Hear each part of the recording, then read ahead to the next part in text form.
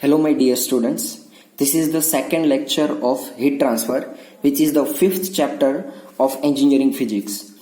First lecture में हमने what is heat, what is the practical application of heat, what are the modes of heat, three modes of heat we had discussed. One is conduction, convection and radiation.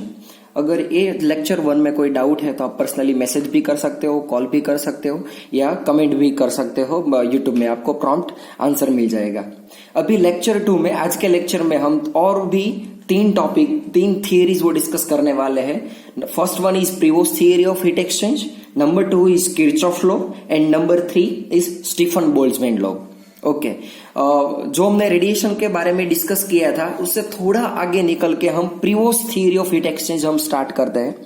Prevost theory of heat exchange, first topic Prevost theory में Prevost is a name of scientist. Okay, heat exchange के बारे में उसने एक principal दिया. उनका statement क्या है? स्टेटमेंट एग्जाम के लिए इंपॉर्टेंट है. ईच सब्सटेंस और से each body emits thermal radiation at specific temperature. Means क्या कि बॉडी का अगर सर्टेन टेम्परेचर होगा, अगर बॉडी को कोई सर्टेन टेम्परेचर होगा तो जितना भी टेम्परेचर होगा वो टेम्परेचर के हिसाब से अपनी बॉडी में से, वो सब्सटेंस की बॉडी में से थर्मल रेडिएशंस इमिट होंगे. ओके, मीन्स मान लो कि सन है, सन एनर्जी क्रिएट करता है, वो रेडिएशंस हमारे पास आते हैं. सपोज यहां हम है, वो रेडिएशंस हमारे पास आते हैं तो वो रेडिएशन इमिट करता है तो साथ में हमारा टेम्परेचर भले ही कम हो कंपेयर टू सन, लेकिन हमारी बॉडी का भी सर्टेन टेम्परेचर होगा तो हम भी बॉडी में से सर्टेन रेडिएशंस है वो रिलीज करते हैं, इमिट करते हैं. ओके, इमिट करना मीन्स क्या? इमिट करना मीन्स बाहर कुछ समथिंग बाहर निकालना. ओके, यहां दो वर्ड्स आप याद रख लो. First is absorption and number 2 is emission. Absorption means क्या? किसी भी एनर्जी को एब्जॉर्ब करना, हमारी बॉडी में समा लेना, उसको हम बोलेंगे एब्जॉर्प्शन. इमिशन मीन्स क्या? इमिशन मीन्स सर्टेन एनर्जी बाहर निकलना, हमारी बॉडी में से सर्टेन एनर्जी का बाहर निकलना, उन्हें हम क्या बोलेंगे? इमिशन. एनर्जी इमिट हो रही है मीन्स क्या? ये एनर्जी हमारी बॉडी में से क्या हो रहा है? बाहर निकल रहा है. ओके, तो प्रीवोस्ट थियरी क्या कहते हैं कि आपका स्पेसिफिक टेम्परेचर होगा तो वो टेम्परेचर के हिसाब से आपकी बॉडी में से कंटिन्यूअसली थर्मल रेडिएशन बाहर निकलते हैं. जितना टेम्परेचर ज्यादा इतना रेट ऑफ इमिशन, मींस इतनी एनर्जी है वो ज्यादा आपकी बॉडी में से निकलेगी. जितना टेम्परेचर ज्यादा इतना इमिशन ज्यादा. ओके, हम एक एग्जांपल लेते हैं. आपने देखा होगा कि मान लो कि एक हॉट बॉडी है, यहां एक हॉट बॉडी है, यहां कोल्ड बॉडी है. एक कोल्ड बॉडी है, हॉट बॉडी मीन्स इसका टेम्परेचर ज्यादा है और ये बॉडी का टेम्परेचर कम है. ओके, अभी क्या होगा? हॉट बॉडी का टेम्परेचर ज्यादा होगा तो उनका एमिशन ज्यादा होगा और कोल्ड बॉडी का टेम्परेचर कम है तो उनका एमिशन कम होगा. ओके, क्योंकि टेम्परेचर कम है, अगर टेम्परेचर बढ़ेगा तो रेट ऑफ इमिशन बढ़ेगा. सन का टेम्परेचर बहुत ज्यादा है इसलिए उसमें से जो एनर्जी रिलीज हो रही है, जो क्रिएट हो रही है वो सबसे ज्यादा है. ओके, चलो, हॉट बॉडी का टेम्परेचर ज्यादा है तो उनका जो इमिशन है ज्यादा है. अभी होगा क्या? थोड़ा टाइम बीत जाएगा ना तो कोल्ड बॉडी वो हॉट हो जाएगी और हॉट बॉडी वो कोल्ड हो जाएगी. ऐसा क्यों हो रहा है? कोल्ड बॉडी भी रेडिएशन दे रही ना हॉट बॉडी को, तो उनका टेम्परेचर तो सेम होना चाहिए. तो यहां होगा क्या वो समझ लो. हॉट बॉडी का टेम्परेचर ज्यादा है तो इमिशन ज्यादा होगा मींस एनर्जी ज्यादा होगी. कोल्ड बॉडी में से जो इमिट हो रही एनर्जी वो हॉट बॉडी एब्जॉर्प्शन करेंगे, लेकिन इमिशन की कंपैरिजन में एब्जॉर्प्शन बहुत कम होगा.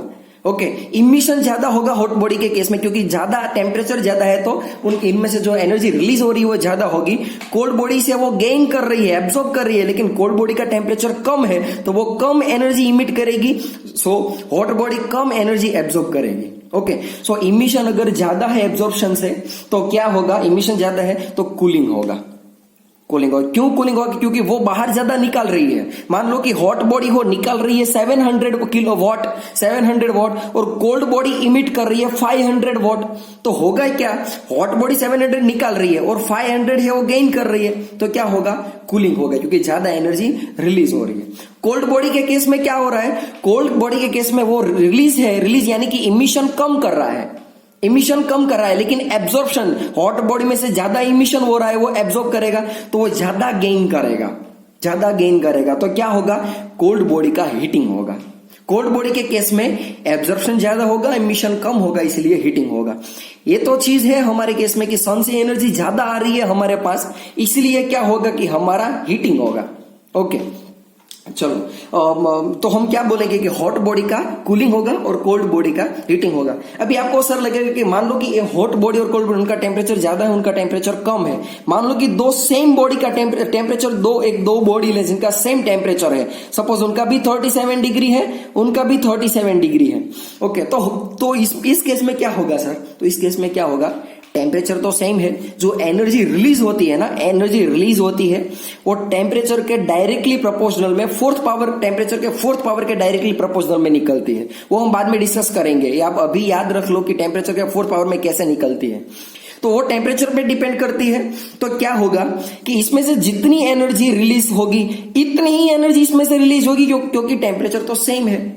तो ये बॉडी जितना रिलीज कर रही है इतना ही एब्जॉर्ब कर रही है, जितना इमिट कर रही है इतना ही एब्जॉर्ब करेगी, तो टोटल टेम्परेचर सेम रहेगा, मींस बॉडी इक्विलिब्रियम में रहेगी। ओके, तो ये हमारा हो गया प्रीवियस, तो सेम टेम्परेचर रहेगा दोनों का। ये हो गया प्रीवियस थियरी। आपको एक ही सिर्फ स्टेटमेंट याद रखना है। स्टेटमेंट क्या है कि ईच सब्सटेंस और से every substance emits thermal radiation at specific temperature continuously. उनका जो टेम्परेचर होगा उनके हिसाब से, हमारी बॉडी का भी सर्टेन टेम्परेचर है, तो हमारी बॉडी में से सर्टेन टेम्परेचर वेवलेंथ के थर्मल रेडिएशन है वो कंटिन्यूअसली है, वो इमिट होते रहते हैं।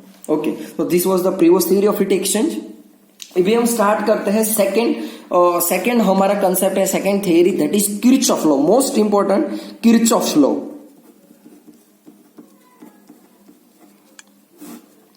किर्चॉफ लॉ स्टार्ट करें उनसे पहले थोड़ा हम वर्कआउट कर लेते, थोड़ा एक छोटी छोटी डेफिनेशंस है कि एब्जॉर्प्टिविटी क्या है एंड इमिसिविटी क्या है, उनके बारे में हम डिस्कस कर लेते हैं। ओके, चलो पहले डिस्कस करते हैं कि एब्जॉर्प्टिविटी क्या है। एब्जॉर्प्टिविटी क्या है, मैं डेफिनेशन लिखता हूं पहले, बाद में हम डिस्कस करेंगे कि what is absorptivity. Absorptivity is the ratio of, most important definition,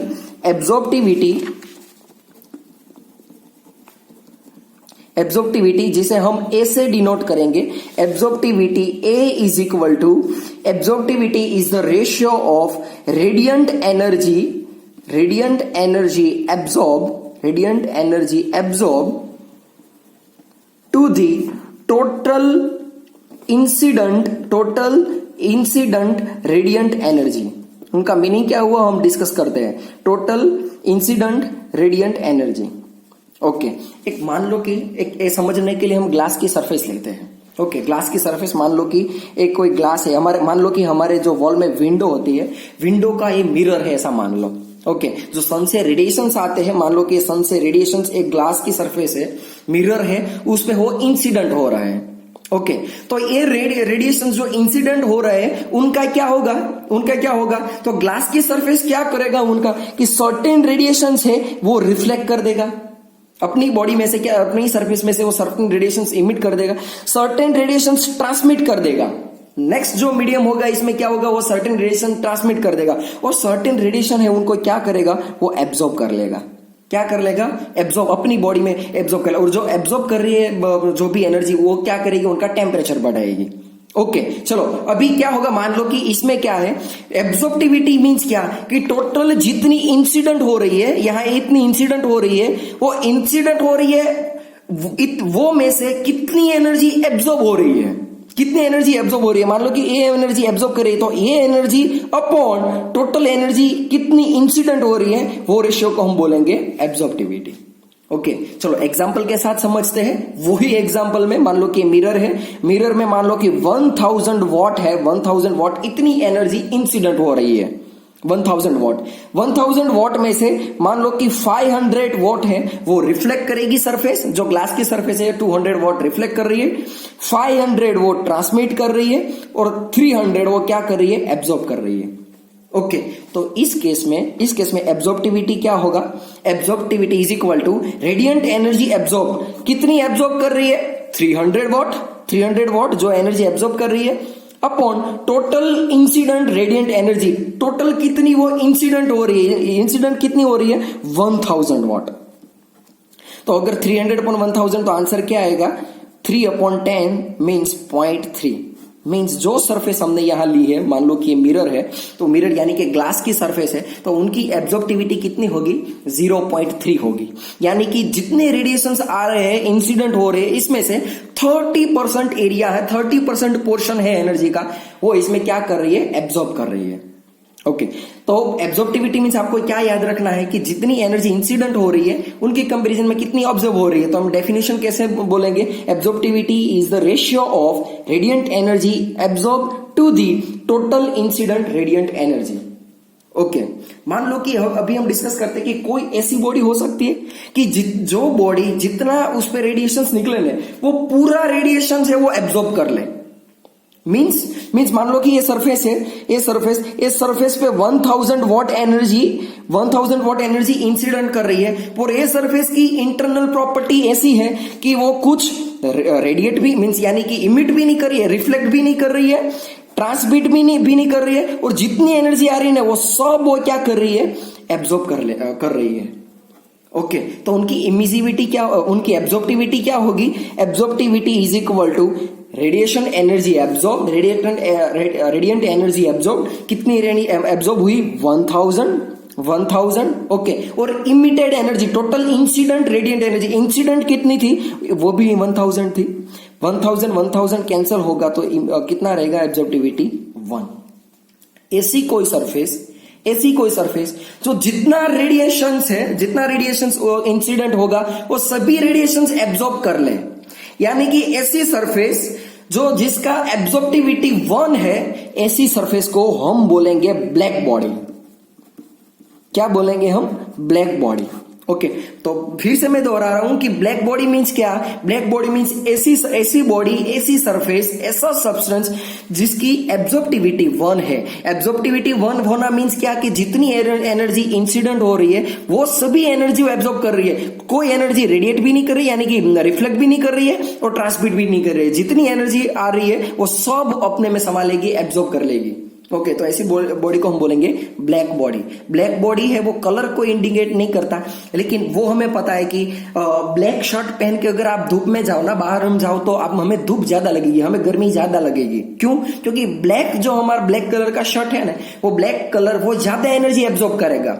उनके हिसाब से अगर आप उनके कंपैरिजन में आप व्हाइट या ब्लू शर्ट पहन के जाओ तो आपको इतनी एनर्जी, इतनी गर्मी नहीं लगेगी, क्योंकि व्हाइट सरफेस है, व्हाइट बॉडी, जो ब्लैक शर्ट है वो व्हाइट बॉडी है, ब्लैक बॉडी है, नियरली ब्लैक बॉडी है।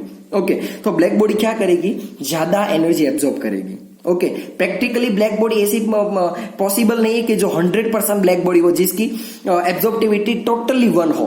कुछ एनर्जी तो रिफ्लेक्ट या ट्रांसमिट हो ही जाती है। ओके लेकिन जिसकी अप्रोक्सीमेटली 1 है, ऐसी बॉडी को हम बोल सकते हैं परफेक्टली ब्लैक बॉडी, जिसकी एग्जैक्ट एब्जॉर्प्टिविटी 1 है। ओके तो इसमें कोई डाउट नहीं होगा। हमने क्या डिस्कस किया, प्रियोस थ्योरी डिस्कस किया और बाद में किरचॉफ लॉ में एब्जॉर्प्टिविटी डिस्कस किया। चलो एब्जॉर्प्टिविटी का इतना पोर्शन था, इसमें हमने क्या डिस्कस किया, उनकी definition, explanation and black body क्या है।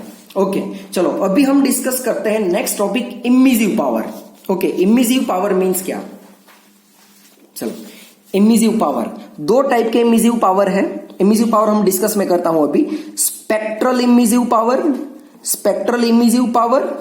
And total emissive power. Spectral emissive power and total emissive power. Emissive power क्या है सर? ओके इमिशन मुझे पता है। इमिशन मीन्स क्या, इमिशन मीन्स किसी भी एनर्जी का हमारी बॉडी में से बाहर निकलना। तो पावर वो ही तो है, जो एनर्जी निकल रही है पर यूनिट टाइम वो पावर हो गया। पर सेकंड में कितनी एनर्जी निकलती है उसे हम पावर बोलते हैं। तो इमिसिव पावर मीन्स क्या कि कोई भी बॉडी में से कितनी एनर्जी निकल रही है, कितनी बॉडी बाहर निकल रही है, उनको हम क्या बोलेंगे, इमिसिव पावर। ओके कितनी एनर्जी निकल रही है उनको हम क्या बोलेंगे, इमिसिव पावर। 2 टाइप की इमिसिव पावर है, स्पेक्ट्रल और टोटल। ओके अभी हम डिस्कस करते हैं कि स्पेक्ट्रल का मीनिंग क्या हुआ और टोटल का मीनिंग क्या हुआ।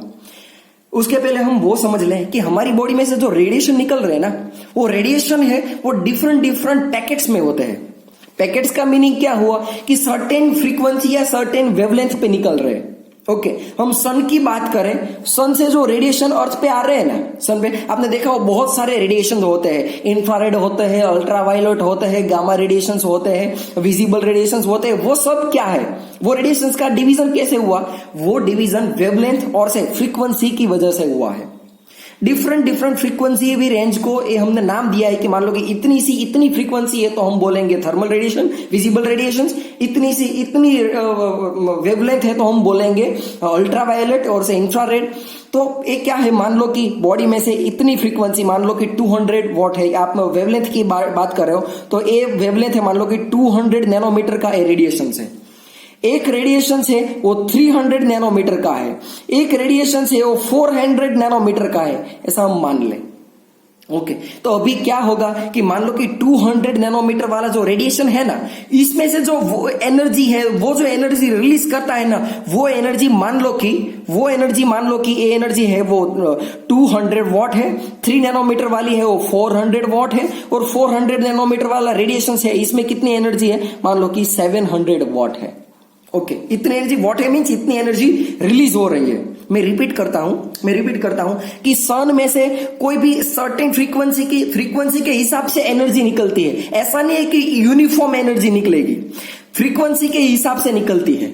ओके, आपने टीवी में हमें पता है नहीं कि फ्रीक्वेंसी हम चेंज करते तो डिफरेंट चैनल आती है, वैसे ही इसमें भी डिफरेंट नैनोमीटर के डिफरेंट है रेडिएशंस निकलते हैं, और डिफरेंट नैनोमीटर के हिसाब से, डिफरेंट वेवलेंथ के हिसाब से उनकी एनर्जी भी डिफरेंट होगी। ओके, तो इसमें क्या हो रहा है, मान लो कि 200 नैनोमीटर वाला रेडिएशन है, वो कितनी एनर्जी इमिट कर रहा है, 200 वॉट, 300 वाला 400 वाला 700, ऐसा हम मान लेते हैं। एक्यूरेट डेटा नहीं है, हम मान लेते हैं। ओके, तो जो एनर्जी रिलीज होती है ना एट पर्टिकुलर फ्रीक्वेंसी और से एट पर्टिकुलर वेवलेंथ, उनको हम बोलेंगे spectral emissive power. Okay, spectral का मीनिंग क्या हुआ, एट पर्टिकुलर फ्रीक्वेंसी, मान लो कि और से एट पर्टिकुलर वेवलेंथ। हमें बोले कि 200 नैनोमीटर में कितना हो रहा है, तो 200 वॉट, 300 नैनोमीटर पे कितना इमिट हो रहा है, 400 वॉट, 400 पे कितना हो रहा है, 700, उनको हम बोलेंगे स्पेक्ट्रल इमिसिव पावर। ये पावर ही है लेकिन स्पेक्ट्रल है, यानी कि क्या है कि एक पर्टिकुलर फ्रीक्वेंसी है। ओके, अभी टोटल इमिसिव पावर मींस क्या, टोटल इमिसिव मींस जितनी फ्रीक्वेंसी, मान लो कि 200 पे 200 निकल रहा है, 300 पे 400 निकल रहा है, 400 पे 700 निकल रहा है, बाकी जितनी भी फ्रीक्वेंसी या वेवलेंथ होगी यहां हम ऐड कर दे, टोटल कितना पावर निकल रहा है, उनको हम बोलेंगे टोटल इमिसिव पावर। ओके, सभी फ्रीक्वेंसी में जितनी एनर्जी है सबका हम समेशन कर ले तो हम क्या बोलेंगे, टोटल इमिसिव पावर। ओके, अगर हम आपका क्लास की बात करें, डिप्लोमा कंप्यूटर, हमें पता है कि डिप्लोमा फर्स्ट ईयर की बात करें, डिप्लोमा फर्स्ट ईयर की, तो हमारे पास 3 क्लास है, class A, class B, class C. अगर ऐसा कोई बोले कि क्लास ए की स्ट्रेंथ कितनी है, क्लास ए की स्ट्रेंथ हमें पता है कि क्लास ए की स्ट्रेंथ है वो 60 है, क्लास बी की 54 है और क्लास सी की 50 है, वो हमें पता है। ओके, तो इसमें क्या होगा, अगर आपको बोले कि स्पेसिफिक क्लास की क्लास ए की स्ट्रेंथ कितनी है, तो आप बोलेंगे 60, क्लास बी की स्ट्रेंथ कितनी है तो 54, तो उनको बोलेंगे हम spectral emissive power eight particular frequency at particular class. अगर हमें ऐसा बोले कि टोटल फर्स्ट ईयर डिप्लोमा में कितने स्टूडेंट है, तो हम क्या करेंगे, क्लास ए के स्टूडेंट प्लस क्लास बी के स्टूडेंट प्लस क्लास सी के स्टूडेंट, तो तीनों का हम समेशन करेंगे, जो भी मिलेंगे हम क्या बोलेंगे, total first year diploma student. Okay, तो हम इसे बोलेंगे total emissive power. Okay, I hope आपको समझ में आ गया होगा। इमिसिव पावर अगर स्पेक्ट्रल एट पर्टिकुलर फ्रीक्वेंसी पे आएंगे वो हम बोलेंगे तो क्या बोलेंगे, स्पेक्ट्रल इमिसिव पावर। अब सभी का समेशन करें कि 200 पे कितनी निकल रही है, 300 पे, 400 पे, 500 पे, 550 पे, सबका समेशन करें तो हमें क्या मिलेगा, टोटल इमिसिव पावर मिलेगा आपको। ओके, तो ये डेफिनेशन हो गई इमिसिव पावर की। Spectral emissive power means emissive power energy radiated at particular frequency. Okay, total emissive power ले total energy radiated from the any body और एनी सरफेस। ओके, चलो नेक्स्ट टॉपिक है हमारा, दैट इज इमिसिविटी। ये हम चला रहे हो किरचॉफ लॉ में दो डेफिनेशन इंपॉर्टेंट है, वन इज एब्जॉर्प्टिविटी जो हमने डिस्कस किया, और नेक्स्ट है इमिसिविटी। तो अभी हम इमिसिविटी के बारे में डिस्कस करते हैं। इमिसिविटी के पहले एक चीज मान लो कि एब्जॉर्प्टिविटी में हमने डिस्कस किया था, एब्जॉर्प्टिविटी में पहले डेफिनेशन हम डिस्कस कर लेते कि इमिजिविटी की डेफिनेशन क्या है। इमिजिविटी की डेफिनेशन क्या है, most important definition for exam point of view. Emissivity is equal to is the ratio of total emissive power of surface, total emissive power of surface to the total emissive power of perfectly black body under same condition।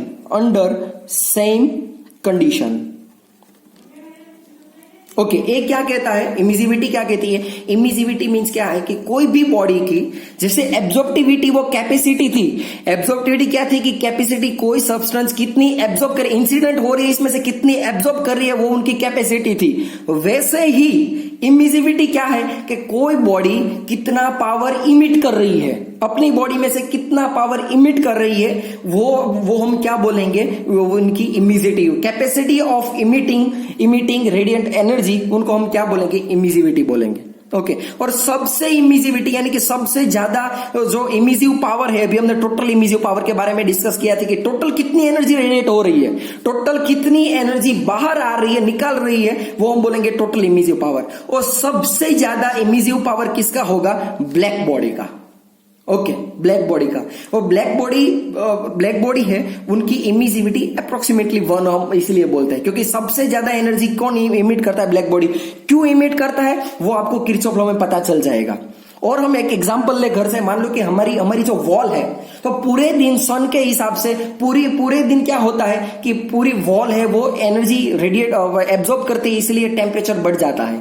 और night में क्या करता है, वो energy release करती है यानी कि इमिट करती है, तो नाइट पे भी जो रही है, ओके, हमें वो गर्म लग रही है। ओके, तो हम क्या बोलते हैं ऐसा क्यों हो रहा है, वो हो रहा है क्योंकि ब्लैक बॉडी है, उनका एमिशन सबसे ज्यादा होगा क्योंकि वो एब्जॉर्ब भी ज्यादा कर रही है, जो चीज सबसे ज्यादा एब्जॉर्ब कर रही है वो इमिट भी ज्यादा कर रही है। ओके, तो इमिजिविटी में आपको सिर्फ ऐसा ही याद रखना है, सबसे ज्यादा इमिजिव पावर, सबसे ज्यादा एनर्जी किस में से निकलेगी, ब्लैक बॉडी में से। एमिसिव पावर सबसे ज्यादा किसका होगा, ब्लैक बॉडी। तो हम क्या कर रहे हैं कि दूसरी कोई बॉडी, मान लो कि ये ब्लैक बॉडी है और ये दूसरी कोई बॉडी है, दूसरा कोई सरफेस है जो ब्लैक बॉडी नहीं है, तो हम उसकी इमिजिविटी, उनकी इमिजिविटी से क्या करवा रहे हैं, उनके इमिजिव पावर से हम क्या कर रहे हैं, कंपेयर करवा रहे हैं। हम क्या करवा रहे हैं, कंपेयर करवा रहे हैं। मान लो कि सेम कंडीशन में, यहां एक वर्ड याद रखो आप, under same condition. Same condition means same wavelength, same temperature, same environment. मान लो कि दोनों बॉडी, एक ब्लैक बॉडी है और एक दूसरी कोई बॉडी है, तो दूसरी बॉडी है, मान लो कि कोई हम एल्यूमिनियम की बात करें, तो ब्लैक बॉडी और ये एल्यूमिनियम की सरफेस है। मान लो कि सेम टेम्परेचर में black body 500 what energy release करती है और एल्यूमिनियम है वो 300 वॉट है रिलीज कर रही है, तो इमिजिविटी कितनी होगी, emissivity is equal to emissivity is equal to total emissive power of surface means हमें जिसका फाइंड करना है, किसका फाइंड करना है, एल्यूमिनियम, तो कितना इमिजिव पावर है, 300 upon total emissive power of black body under same condition. Black body कितना कर रही है, 500, तो 3/5 यानी कि 0.6। तो इमिजिविटी जो एल्यूमिनियम इनकी क्या हुई, 0.6, यानी कि उनकी जो मैक्सिमम कैपेसिटी है उनके 60 मींस ब्लैक बॉडी के कंपैरिजन में वो 60% एनर्जी वो इमिट कर रही है। ओके, तो हम क्या करें इमिजिविटी में, जो सरफेस का हमें इमिजिविटी फाइंड करना है, इमिजिव पावर फाइंड करना है, वो हम कंपेयर करवा रहे हैं किससे, ब्लैक बॉडी से। क्यों ब्लैक बॉडी से, क्योंकि ब्लैक बॉडी ज्यादा पावर इमिट करेगा। क्यों ज्यादा पावर इमिट करेगा, क्योंकि वो एब्जॉर्ब भी ज्यादा करेगा। ब्लैक बॉडी सबसे ज्यादा एब्जॉर्ब करेगा क्योंकि उनकी एब्जॉर्प्टिविटी 1 है। जितना रेडिएशन वो लेगा, इंसिडेंट करेगा, इतनी ही वो क्या करेगा, इमिट करेगा। ओके, इतना ही एनर्जी वो एब्जॉर्ब करेगा, जितनी इंसिडेंट हो रही है इतनी ही वो एब्जॉर्ब कर रही है। तो ब्लैक बॉडी सबसे ज्यादा एब्जॉर्ब करेगी, इसलिए ज्यादा इमिट भी करेगी। और भी एक एग्जांपल लेते हैं, मान लो कि कोई ब्लैक बॉडी है, ब्लैक बॉडी, इसमें से कोई रेडिएशन से मान लो कि 1000 वॉट है वो रिलीज हो रहा है, और दूसरी कोई बॉडी है, मान लो कि ग्लास है, ग्लास, वो सेम कंडीशन है, दोनों की सेम कंडीशन, और एक कितना रिलीज कर रही है, 700 वॉट एनर्जी रिलीज कर रही है। ओके, सेम कंडीशन में, तो उनकी इमिजिविटी कितनी होगी, इमिसिविटी ऑफ सरफेस यानी कि ग्लास जिसका हमें फाइंड करना है that is 700 and emissivity of black body कितना है 1000 यानी कि 0.7 this is the emissivity of glass surface.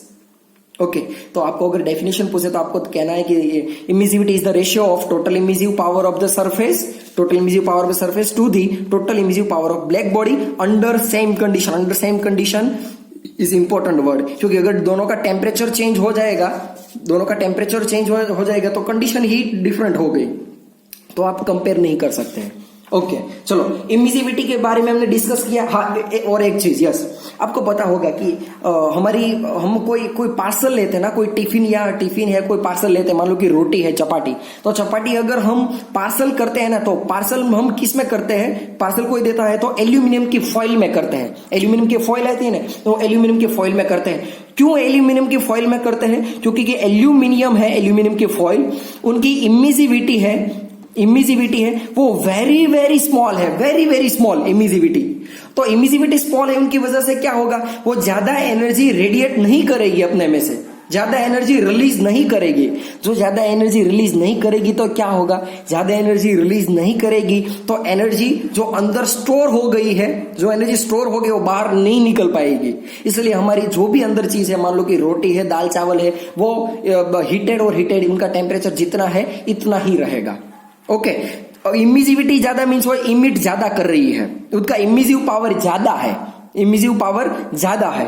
Okay जितना इमिसिव पावर ज्यादा इतना वो एनर्जी ज्यादा रिलेट करेगी। सो हम क्या करते हैं कि हम टिफिन में या जो हम पार्सल लेते हैं ना तो एल्यूमिनियम के फॉइल में कन्वर्ट करते हैं, क्योंकि उनकी इमिसिविटी वेरी लेस है, बहुत कम है, तो एनर्जी रिलीज नहीं होगी। टेम्परेचर है जितना वो स्टोर होता रहेगा और एनर्जी स्टोर होती रहेगी, और क्या है कि वो जो चीज अंदर है वो गर्म रहेगी। ओके चलो अभी किरचॉफ लॉ जो हमें स्टेटमेंट चाहिए था, किरचॉफ लॉ अभी हम आते हैं। किरचॉफ लॉ क्या करता है, most important for all the chapter, और स्टेटमेंट क्या बोलता है कि द वैल्यूज ऑफ याद रखना, the values of absorptivity and emissivity are equal under same condition.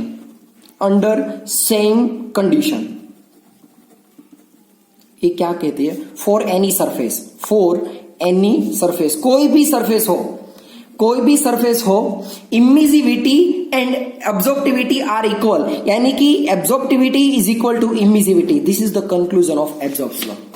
Okay absorbs law, Kirchhoff's law क्या कहते हैं, किरचॉफ्स लॉ कहता है कि एब्जॉर्प्टिविटी और इमिसिविटी कोई भी सरफेस के लिए सेम रहती है। एब्जॉर्प्टिव उनका मीनिंग क्या हुआ कि अगर कोई सरफेस अच्छी एब्जॉर्बर है तो वो अच्छी इमिटर भी होगी। मींस अगर कोई चीज ज्यादा एब्जॉर्ब भी कर रही है तो वो इमिट भी ज्यादा कर रही है, अपनी बॉडी में से रेडिएशंस भी ज्यादा निकलेगा। ओके एक और भी हम जो पहले बोले थे ना, मैंने पे एग्जांपल दिया था कि पूरे दिन जो हमारी वॉल है ना, वो वॉल क्या हो रही है कि हीट होती रहती है, और वो जो हीट एब्जॉर्ब की ना, जो पूरे दिन में हीट एब्जॉर्ब की वो शाम को क्या करेंगे, वो इमिट करेगी, इसलिए हमें ऐसा फील हो रहा है। ओके चलो हमारे घर में देखा कि घर में ऊपर जो एल्यूमिनियम के बहुत सारे शीट्स, बहुत सारे लोगों का जो होता है ना कि कंक्रीट की शीट्स है वो लगाई हुई होते हैं हमारी छत पे, तो वो पूरे दिन क्या होता है कि वो कंक्रीट के जो शीट्स है वो पूरे दिन है वो एनर्जी एब्जॉर्ब करता है और नाइट को इमिट करता है। इसलिए अंदर अगर आप सोते हो नाइट टाइम तो आपको एनर्जी, आप हीट फील करते हो। ओके तो इनका रीजन भी क्या है कि किरचॉफ लॉ क्या कहता है कि अगर कोई भी बॉडी गुड एब्जॉर्बर है तो वो क्या है, गुड इमिटर भी है। ओके क्योंकि एब्जॉर्प्टिविटी एंड इमिसिविटी सेम होगी। ओके चलो this is the most important topic था किरचॉफ लॉ। नेक्स्ट हम डिस्कस करते हैं, लास्ट टॉपिक है, दैट इज आज के लेक्चर का last topic, that is Stefan Boltzmann law.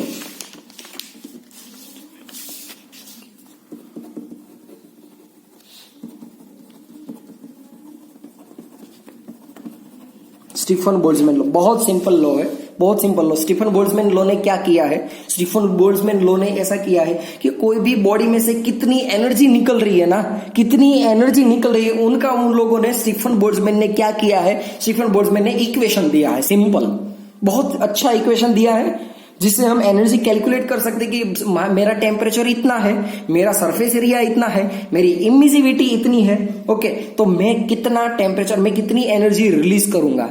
Okay, तो उन लोगों ने क्या किया कि जितनी एनर्जी रिलीज हो रही है ना, जितना पावर रिलीज हो रहा है, उसने स्टेटमेंट दिया कि जो पावर रिलीज हो रहा है वो क्या होगा, स्पेसिफिक एब्सोल्यूट टेम्परेचर होगा, वो टेम्परेचर के 4th पावर के डायरेक्टली प्रोपोर्शनल में होगा। मीन्स जो एनर्जी रेडिएंट हो इमिट हो रही है which is directly proportional to 4th power of absolute temperature, 4th power of absolute temperature. Okay, दूसरी चीज हमें वो भी पता है जो स्टीफन बोल्ट्जमैन ने पता है कि जितना एरिया ज्यादा इतनी एनर्जी ज्यादा रिलीज होगी। जितना एरिया हमें पता है कि अगर एरिया ज्यादा होगा तो इसमें एनर्जी ज्यादा रिलीज होगी, ऑब्वियस है। इसलिए हमारी मोटर है तो मोटर में हमने फिन लगाई होती है, क्यों? क्योंकि अगर फिन लगाएंगे तो उसका जो टोटल सरफेस एरिया है वो बढ़ जाएगा, तो वो ज्यादा एनर्जी रिलीज करेगा। तो जिसका सरफेस एरिया ज्यादा उसकी जो एनर्जी इमिट कर रही है, जितनी एनर्जी अपने में से बाहर निकल रही है वो भी ज्यादा, तो वो भी डायरेक्टली प्रोपोर्शनल में है। तो अगर दोनों को हम मिक्स करेंगे तो क्या होगा कि energy, radiant energy emitted is directly proportional to A into T⁴, A into T⁴। Okay, ऐसा बोल सकते हैं दोनों डायरेक्टली प्रोपोर्शनल में। अगर हमें डायरेक्टली प्रोपोर्शनल में रिमूव करना है तो क्या करना पड़ेगा, डायरेक्टली प्रोपोर्शनल अगर रिमूव करना है तो हमें कोई कांस्टेंट है वो वहां लिखना पड़ेगा, और कांस्टेंट हम लिखेंगे सिग्मा A T⁴। सिग्मा का मीनिंग क्या है, सिग्मा को हम बोलेंगे स्टीफन बोल्ट्जमैन कांस्टेंट। एक कांस्टेंट है, प्रैक्टिकली कांस्टेंट की वैल्यू भी हमारे पास है। प्रैक्टिकली उनकी वैल्यू क्या होगी, 5.67 into 10⁻⁸ watt per metre square Kelvin⁴। Okay, ये हो गया स्टीफन बोल्ट्जमैन कांस्टेंट। मैं रिपीट करता हूं, स्टीफन बोल्ट्जमैन ने क्या किया, उनका लॉ क्या है, उनका लॉ ये है कि मैंने पहले बताया था कि प्रीवोस्ट ने क्या बताया, प्रीवोस्ट ने वो बताया कि कोई बॉडी का टेम्परेचर जितना है, टेम्परेचर में से कोई भी बॉडी है एनर्जी इमिट कर रही है टेम्परेचर के हिसाब से, जितना टेम्परेचर ज्यादा इतना इमिशन ज्यादा होगा। स्टीफन बोल्ट्जमैन ने क्या होगा कि वो बात सही है, प्रीवोस्ट की बात सही है, लेकिन वो उनका मैथमेटिकल फॉर्मुलेशन क्या है, उसने बताया कि टेम्परेचर बढ़ेगा तो रेडिएशन ज्यादा इमिट होगा, लेकिन कितना, उसके लिए उन लोगों ने क्या दिया, इक्वेशन दिया कि वो directly proportional to 4th power of temperature, जितना सरफेस एरिया ज्यादा होगा इतनी वो एनर्जी भी ज्यादा रिलीज करेगी। तो W is directly proportional to area. दोनों को अगर हम मिक्स करें तो हमारे पास ये directly proportional A into T⁴ आएगा, सिग्मा A T⁴। अगर हमें A रिमूव करना है प्रोपोर्शनलिटी साइन तो हमें क्या करना पड़ेगा, कोई कांस्टेंट पुट करना पड़ेगा, और कांस्टेंट को हम क्या बोलेंगे, स्टीफन बोल्ट्जमैन कांस्टेंट सिग्मा, और उनकी वैल्यू क्या है practically 5.67 into 10⁻⁸ watt per metre square Kelvin⁴। Okay, Kelvin⁴।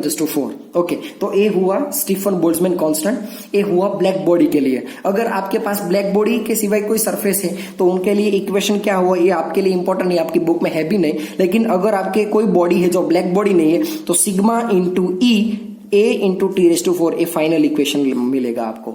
Okay, इसमें E क्या है, इमिसिविटी है। E क्या है, इमिसिविटी, कितने जो एनर्जी की, मान लो कि ब्लैक बॉडी है तो इमिसिविटी 1 है, इसलिए हमने यहां नहीं लिखा है। मान लो कि कोई बॉडी है, मान लो कि एल्यूमिनियम है जिसकी इमिसिविटी 0.1 है तो E इज इक्वल टू 0.1 हम यहां लिखेंगे, लेकिन हमारी बुक में ये नहीं है, इसलिए हम कहां लिखेंगे, ये हमारा स्टेटमेंट हो जाएगा। स्टेटमेंट क्या है स्टीफन बोल्ट्जमैन लॉ का, स्टेटमेंट में बोलता हूं कि the amount of radiant energy